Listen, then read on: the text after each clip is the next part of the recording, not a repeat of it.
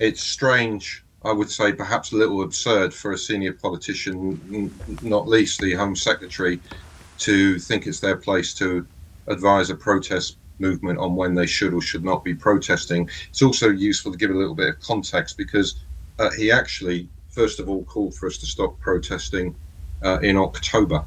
And look, I would say this, his remarks are not that surprising because they are indicative of a government that barely tolerates protest, doesn't seem to regard protest in the way it should be regarded as a fundamental right and a fundamental part of the democratic system, is the way that people hold their leaders to account alongside exercising their vote.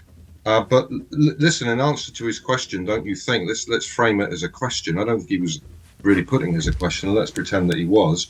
Don't you think it's time for you to stop? You've had your say. The honest answer to that is that the protests will stop when the reason for protests stops, and the genocide that Israel has unleashed upon the Palestinian people. And it's worth your listeners remembering, I'm not using that word loosely, the world's highest court, the International Court of Justice, has accepted there is a plausible case that Israel is committing the crime of genocide, and therefore effectively Israel is now on trial in the world's highest court for the crime of genocide. Yes, but has to report back on what it's going to do. All So because of it that is hasn't true. stopped the genocide, people won't stop protesting because they're appalled at what they're seeing. They want human rights to be respected, and they're appalled at our government's response to the situation, and it's continuing giving Israel complicit support for the commission of genocide. That's why they're marching. You use the word genocide, and of course you're right about what the court has so far found. But like all trials, people are innocent until proven otherwise. Yet it strikes me you use the word genocide to describe what you think is a fact that is yet to be proved in that court. Well, no, what is a fact is that the world's highest court, by an overwhelming majority, I'm not debating that with you. I agree with you. Has accepted that this is a plausible case. Now, that should give everyone pause for thought. One thing, for example, it should raise as a question, the UK government is a signatory to the Genocide Convention. Now, what that means is it has a responsibility, both moral and legal, not to be complicit, not to aid and abet a genocide. So it ought to be asking itself some serious questions, like, for example, why are we continuing to sell arms to a state that is on trial for the crime of genocide? Yes, would it not actually be the moral and correct thing to do, and actually compliance with our export licenses for arms, not to sell arms to a state that is on trial for genocide, Israel, at the very least, until Mr. Jamal, can I ask a question, please? Has Israel been found guilty of genocide? It is on trial for genocide. Right. So whilst the state is on trial for genocide, but you have used the term genocide to describe weapons to such a state. You have used. That's a very good question for the UK government. But you have used the word genocide to describe what is happening in Israel. But we are sitting here both in agreement that no court has ruled yet that Israel has committed a genocide. So no, but why do you use that word? This is a plausible case. In other words, there is compelling evidence. There's a very high bar. I understand that. I understand all of that. But why is it you call it a genocide, sir, when it has not yet been proven as such? Because there are very few occasions, if you look at the history of the ICJ, where they have taken a case, regard it as plausible to investigate a genocide. So it's an extremely high bar, and therefore the implications are extremely serious. It means that the world's highest court is saying there is a very good case that Israel may be committing a genocide. Therefore, it is on trial for genocide. Yes. So that should focus the minds of everybody. And the people marching want this to stop.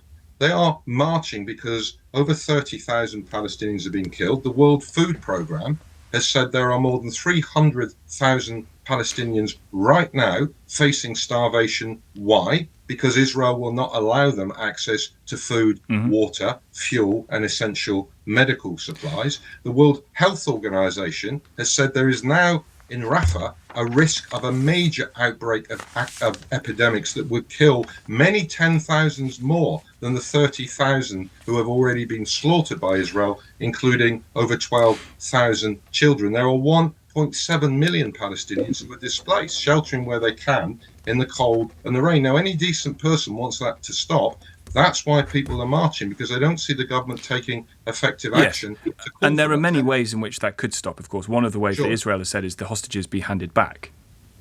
Well, actually, Israel hasn't said that. Israel has said, even if the hostages are handed back, its defense secretary has said, we will continue until we have annihilated everything. It was one of the reasons why Until they've Israel is on annihilated trial for Hamas. genocide, because of genocidal statements of intent from its senior leaders. Until they've annihilated Hamas.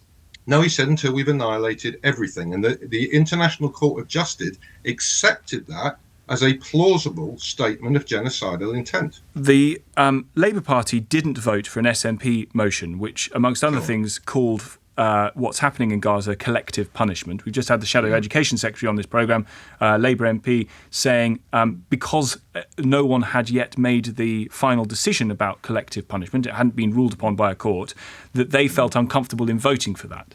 Do you understand that position? No, I don't. I mean, because I would if there was a consistent standard applied. And our argument from the Palestine Solidarity Campaign, right from the beginning of this situation, is that international law needs to be applied indiscriminately. Now, there's a double standard. Let me tell you why. And if you're looking at the Labour Party, when Russia began its illegal invasion of the Ukraine and its bombing of Ukraine and was killing civilians, no court had ruled whether or not those were war crimes. But most political leaders in this country, including Keir Starmer, didn't wait for a lawyer's judgment. They could see what was happening. They said these are war crimes. I suspect you on your programme reported the fact that Russia was committing war crimes before any... We've reported allegations of war crimes, yes.